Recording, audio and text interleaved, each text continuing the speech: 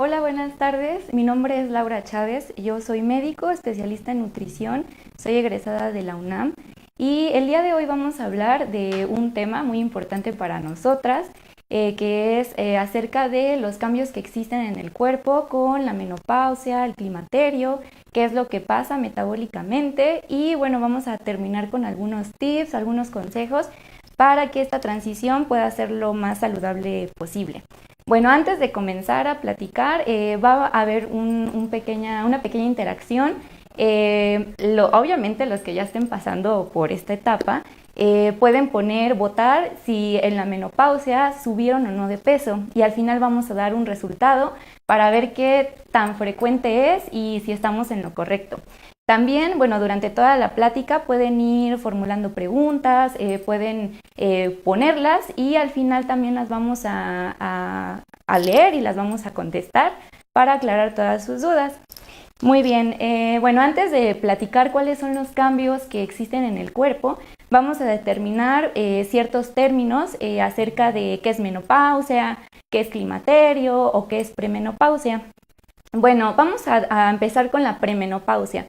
La premenopausia es la transición hacia la menopausia, o sea, es el periodo que pasa donde hay un declive de la producción hormonal. Normalmente, bueno, específicamente hablando de los estrógenos, hay una disminución. Esta disminución es gradual, puede ser desde meses hasta años realmente, en donde, bueno, esta disminución de estrógenos provoca que existan irregularidades menstruales, donde puede haber ciclos ovulatorios, ciclos sin ovulación o anovulatorios que se les llama, y durante ese periodo hay un conjunto de síntomas. Estos síntomas, que muchas ya los conocen seguramente, iniciando principalmente con los bochornos, que son los más famosos, sudoraciones, disminución de líbido, insomnio, cambios de estado de ánimo, y entre esos cambios también hay cambios importantes que son cambios metabólicos, cambios en el peso, que son a los que nos vamos a referir un poquito más en específico. A todo este conjunto de síntomas le vamos a llamar climaterio o síndrome climatérico. Entonces, bueno, a esta etapa nos vamos a referir, y también a la etapa de la menopausia. La menopausia se refiere cuando ya no menstruamos, pero tiene que pasar 12 meses o un año para que se pueda considerar menopausia. Así que, bueno, ya aclaramos qué es, qué etapa corresponde. Y bueno, han escuchado que, bueno, durante esta etapa muchas mujeres tal vez nos quejaremos o se quejan de que hay cambios físicos, hay más dificultad para bajar de peso, o hay ciertos cambios que ocurren como una adaptación simplemente hormonal. Bueno, hay dos factores principalmente que se van a asociar a estos cambios. El primero, que creo que nos pasa a todos, no solo a las mujeres, es el proceso del envejecimiento. Bueno, es inevitable, obviamente, pero conforme pasa el tiempo, el envejecimiento provoca que nuestro metabolismo basal, que se refiere a la cantidad de energía que necesita el cuerpo, va disminuyendo gradualmente. Esto quiere decir que ya no necesitamos consumir las mismas calorías, el requerimiento de energía no es el mismo, y esto va en relación con la disminución de la masa muscular. Con el paso del tiempo vamos disminuyendo el músculo, y con esta disminución, pues bueno, tendemos más a que lo que comemos no lo ocupemos como fuente de energía, sino que lo vamos a reservar en forma de grasa corporal. Entonces coincide que durante la etapa de la menopausia, que es alrededor de los 50 años, que bueno, es diferente en cada mujer, puede ir a partir de los 40, pero la mayoría es a los 50 años o alrededor, y coincide durante la etapa del envejecimiento, donde hay estos cambios musculares. Así que bueno, una de esa parte es que, bueno, tendemos a reservar más grasa. Ahora, lo que está en relación con los estrógenos directamente, que ahora sí es por el mismo periodo de la perimenopausia, es la disminución gradual de los estrógenos. Los estrógenos normalmente tienen funciones muy importantes, tanto en composición corporal como metabólicos, que van a regular ciertas actividades. Así que bueno, voy a mencionar nada más unos 3 puntos que considero que son los más importantes, que pasan o nos afectan junto con el envejecimiento para aumentar de peso. Entonces, el primero es que los estrógenos, bueno, han visto que hablan mucho de una distribución de grasa en forma de pera y una en forma de manzana. Ahora, la forma de pera es, bueno, durante la edad fértil, las mujeres con los estrógenos, si vamos a depositar grasa corporal, los estrógenos dan una señal para depositarla principalmente en la zona de la cadera, las piernas y los glúteos. Esa es la zona principal de cúmulo de grasa que da una forma principalmente de pera, que se le llama una distribución ginecoide. Es más común en las mujeres, aunque obviamente los hombres no se les excluye, pero eso pasa en la edad fértil, ya que está en relación precisamente con la fertilidad, para preparar el cuerpo para poder brindarle la energía y los nutrientes suficientes a un feto, a un bebé. Entonces, los estrógenos normalmente van a asociarse con esa distribución en forma de pera. Sin embargo, imagínense, bueno, que hay una disminución de estos estrógenos, entonces la señalización que le va a decir a la grasa que se deposite en esas partes ya no existe. Eso ocasiona que la grasa se redistribuya. Y bueno, después de la menopausia, la grasa se va a señalizar para almacenarse principalmente en el tronco, principalmente en el abdomen, donde está la grasa abdominal o visceral. Esta grasa se relaciona con una silueta de manzana, que no es que sea como tal, pero se le llama también una distribución androide, que es más frecuente en los hombres, aunque después de la menopausia, pues nosotras también lo podemos tener.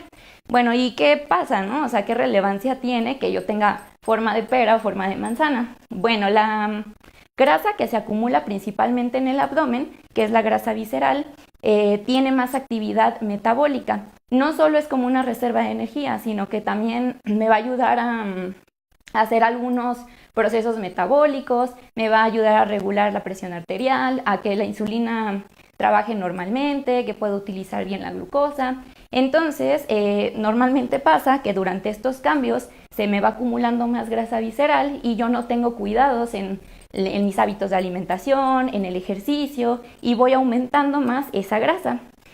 Cuando la célula de la grasa de esa parte del abdomen aumenta de tamaño, que se le llama adipocitos, ese adipocito normalmente tiene como sustancias protectoras y sustancias que nos perjudican.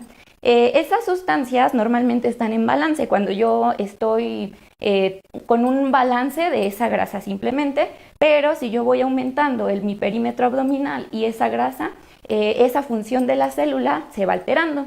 Simplemente lo que hace es disminuir las sustancias que me protegen y van elevando mis sustancias inflamatorias o que me van a dañar. Y esto, la importancia que tiene, y creo que es lo más importante durante la menopausia, no solamente los bochornos, ni si tengo como sudoraciones, sino estar conscientes realmente de qué es lo que está pasando con mi cuerpo internamente.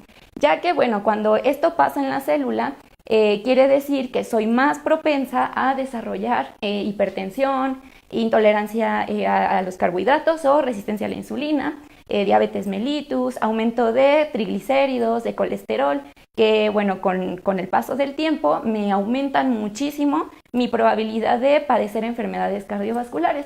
Las enfermedades cardiovasculares normalmente, actualmente son una causa de muerte muy frecuente. Así que nosotras, a partir de la menopausia, después de estar protegidas por los estrógenos, perdemos esa protección totalmente y nos vamos al mismo riesgo que tienen los hombres. Así que ahí radican los cambios internos que pueden existir en esta etapa. También otros efectos que causa la disminución de los estrógenos, uno de ellos también se ha visto en relación con una hormona que se le llama leptina. La leptina es, perdón, es que estoy un poquito ronca. La leptina es una hormona que se produce en la grasita, en la grasa corporal, pero bueno, esta leptina se activa por ciertos mecanismos. Una desactivación es a partir de la producción de estrógenos. Así que la leptina lo que hace es controlar la saciedad o controlar el hambre. Cuando se produce esta señalización de esta hormona, le dice al cerebro si tenemos hambre, si ya estamos satisfechos, para controlar la ingesta de alimentos o la ingesta de energía. Así que también se ve en relación que precisamente, bueno, cuando bajan los estrógenos, esa señalización de la leptina tampoco se da muy normalmente o se altera hasta que el cuerpo se va adaptando. Así que también puede haber unas ciertas alteraciones en el apetito o en el control de la saciedad. Además, los estrógenos, bueno, tienen ciertos efectos protectores. Durante la edad fértil, los estrógenos nos ayudan a que, bueno, igualmente hay, bueno, tipos de colesterol. Todos conocemos o hemos escuchado que hay un colesterol bueno, que hay un colesterol malo. El colesterol bueno es el que se asocia a un sentido protector, es decir, que no se pega como a la pared arterial, y el colesterol malo sí está en relación con el proceso de la placa de ateroma, que es como una placa de colesterol, que al final de cuentas va a obstruir las arterias y me puede provocar infartos o embolias. Ahora, los estrógenos normalmente tienen como un efecto protector, es decir, que elevan un poquito más el colesterol bueno que el malo, a menos que tengamos una dieta súper mala, o sea, ahí es una excepción, pero normalmente los estrógenos pues tienen ese efecto, y al no haber los estrógenos simplemente se invierte esa relación, y es cuando aumenta todavía más mi probabilidad de desarrollar enfermedades metabólicas. Ahora, otro punto es que los estrógenos también nos van a ayudar a hacer una construcción ósea o hacer que el hueso se remodele constantemente y que sea fuerte. También después de la menopausia, la disminución de los estrógenos hacen que con el paso del tiempo mis huesos sean frágiles y que tendamos a la osteoporosis. Entonces todos estos cambios son muy importantes porque de ahí depende el tipo de nutrición que voy a llevar, el tipo de dieta, si tengo que hacer ejercicio, que todos tenemos que hacer, pero considerarlo, y bueno, algunos tratamientos en específico que yo puedo ir realizando. Ahora, esos son como los cambios más relevantes, y sobre esto vamos a hablar sobre algunas recomendaciones que podemos ir haciendo durante esta etapa que nos van a beneficiar y van a hacer que esta transición sea un poco más saludable, que no pueda desarrollar enfermedades metabólicas y también pues aprender hábitos en general. Ahora voy a empezar a platicar un poquito acerca de estos hábitos. El primer hábito que casi nadie tiene es de estar en constantes chequeos médicos y nutricionales. Normalmente siempre nos dejamos llevar por los mitos, por lo que me dijo mi vecina, porque me tomé la hierbita que me dijo mi tía. Entonces, normalmente se tiene que acudir con un médico, con un nutriólogo. ¿Para qué? Bueno, el especialista es el que te va a hacer tu valoración, el que va a determinar si necesitas realizar exámenes de laboratorio, si necesitas algún tratamiento en específico y si tu nutrición tiene que estar enfocada hacia cierto rango para mejorar. Entonces, dentro de esas evaluaciones es muy importante que te estén realizando chequeos constantes, no solo de los exámenes de laboratorio, sino igual chequeos de tu presión arterial o evaluaciones corporales, ¿no? ¿Para qué? Bueno, para determinar si tienes porcentajes elevados de grasa, si tienes grasa visceral, si necesitas obtener alguna meta en peso. Entonces, todo eso lo debemos también de tomar como un hábito mínimo, pues una vez cada 6 meses estar acudiendo con tu especialista para que te haga estas determinaciones. Ahora, dentro de todos estos tratamientos, bueno, todo depende como de la persona en específico. Depende mucho si, una evaluación en general es determinada y un tratamiento por tu edad, por tu estatura, por tu composición corporal, por tu nivel de actividad física o si ya tienes como un tratamiento o diagnósticos de base para poder hacer o considerar un tratamiento más integral. Entonces, bueno, dentro de todos estos alimentos simplemente se trata de llevar una alimentación un poquito más equilibrada. La orientación es individualizada, claro, pero bueno, en general, por ejemplo, podemos elegir los alimentos de origen animal, que son los que nos van a dar las proteínas, que sean carnes magras, incluir carnes blancas en preferencia, elegir pescados, verduras frescas, variadas en buena cantidad por la fibra.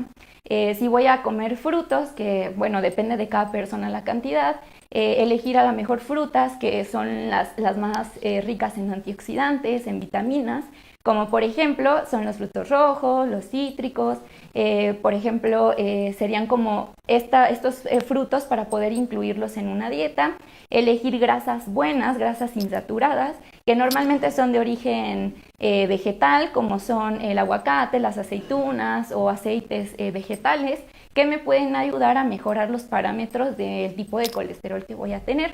Y algo que, bueno, todos sabemos, pero luego no ponemos en práctica, es no comer o no incluir en nuestra dieta alimentos como harinas refinadas, azúcares en exceso, grasas saturadas, es decir, todas esas cosas que sabemos que nos gustan mucho, intentar no comerlas, bueno, nos gusta mucho por el sabor, pero en realidad no son saludables. Imagínense que, bueno, a nuestro cuerpo ya le cuesta trabajo metabolizar los azúcares o le cuesta trabajo nivelar los niveles de grasa en mi sangre, entonces yo no le voy a dar una carga extra de azúcares, de harinas o de grasas que me van a perjudicar.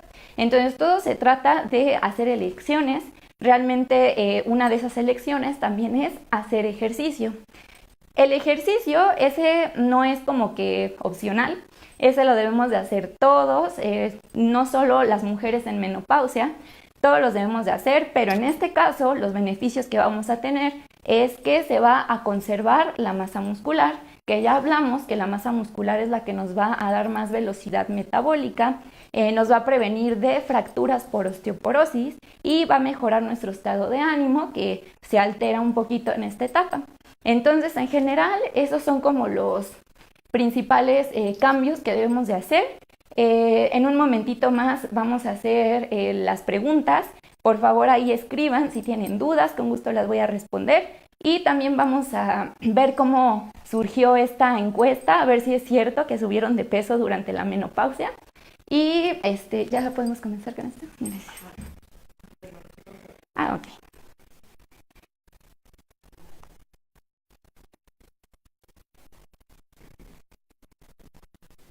Ok, la primera pregunta es, ¿crees muy necesario ir con un especialista para hacer una dieta aunque tenga poco peso que perder? Sí es muy necesario. No solo las dietas ayudan a perder peso. A veces no nos damos cuenta, te lo puedo decir por experiencia, una persona puede pensar que no tiene que perder nada de peso, pero tu peso puede estar normal y tu grasa corporal puede estar muy alta o tener más presencia de grasa visceral, y eso solo se hace con una evaluación con un profesional. Entonces, sí es importante. Tu dieta puede estar enfocada a bajar de peso o enfocada a prevenir una enfermedad o corregirla, o simplemente tener una orientación para que realmente estés seguro que estás comiendo adecuadamente. Ahora, la segunda pregunta es, ¿qué recomiendas para que la menopausia tenga menos efectos negativos? Es decir, ¿cómo prepararnos antes de que llegue el momento? Eso es muy importante. He tenido varias pacientes que acuden a consulta porque están preocupadas porque ya van a entrar a la menopausia o porque están en el síndrome climatérico. Es importante que desde esta etapa empecemos a generar buenos hábitos, tanto de alimentación como de ejercicio. Estas medidas están más enfocadas a hábitos. Los hábitos sí sé que son difíciles de construir, pero si no los hacemos, entonces sí es muy probable que empecemos a desarrollar enfermedades tipo metabólicas, así que esas serían como las recomendaciones. Y bueno, dice, si haces ejercicio en la menopausia, la quema de grasa es igual que si no estuvieras en esta etapa. No es exactamente igual. Como lo comenté, en el envejecimiento, que es algo junto con la menopausia, no es como un solo factor. Realmente son factores que se van incluyendo todos, se unen para hacer que la ganancia de peso sea un poquito más o la pérdida de peso sea más difícil. Normalmente cuando somos, digamos, más jóvenes, tendemos más a quemar más calorías o a hacer un poco más, igual ejercicio y quemar un poquito más. En este caso, a lo mejor, digamos que costará un poquito más de trabajo empezar otra vez a formar tu músculo, pero no es imposible y sí puede llegar un punto en el que si te enfocas realmente puedes conservar muy bien tu masa muscular, tenerla trabajada y quemar las mismas calorías. Ahora dice, ¿qué tipo de suplementación debe llevar una mujer durante la menopausia? Claro, la suplementación es muy importante. Bueno, esta suplementación tiene que ver también con qué déficits alimenticios tienes o qué enfermedades puedas llegar a tener también.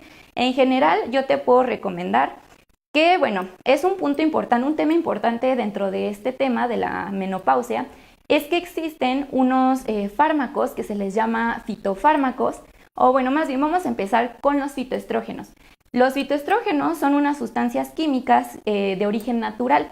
Normalmente vienen de algunos vegetales y dentro de estos fitoestrógenos hay uno muy conocido que se le llaman isoflavonas.